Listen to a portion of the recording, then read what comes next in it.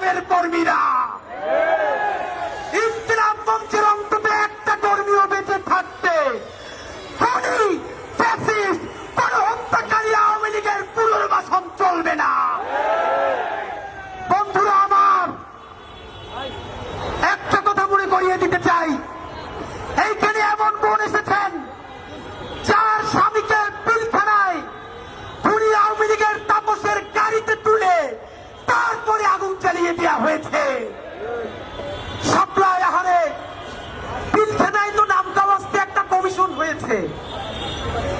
সাপ্লার সবাই গরিব বলে, গ্রাম থেকে এসেছে বলে যেই গণহত্যা সাপ্লাই হয়েছে, তাদের নামে কি একটা কমিশন করতেও এই সরকারের লজ্জা লাগে?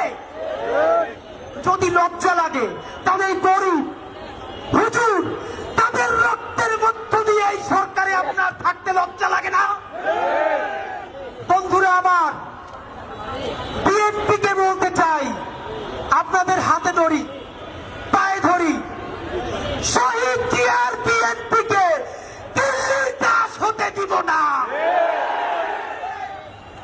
জামাত ইসলামের ভাইদেরকে মনে করিয়ে দেই, সাইদি সাহেবের রায়ের পরে 2 শতাধিক মানুষকে 2 দিনে পাখির মতো গুলি করে হত্যা করা হয়েছে।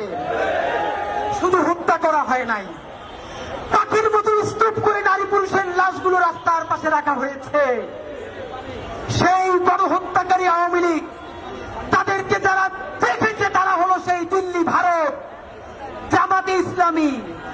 স্পষ্ট মনে রাখেন, সাইদি নিজামীদের জামাতকে ভারতের দাবিদার হতে দিব না।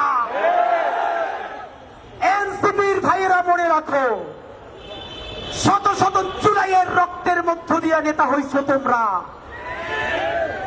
যদি এই জুলাইকে বেঁচে দিয়া দিল্লির দাসত্ব করে ক্ষমতায় আসতে চাও, হাসিনার চেয়েও ভয়ানক পরিণতি হবে।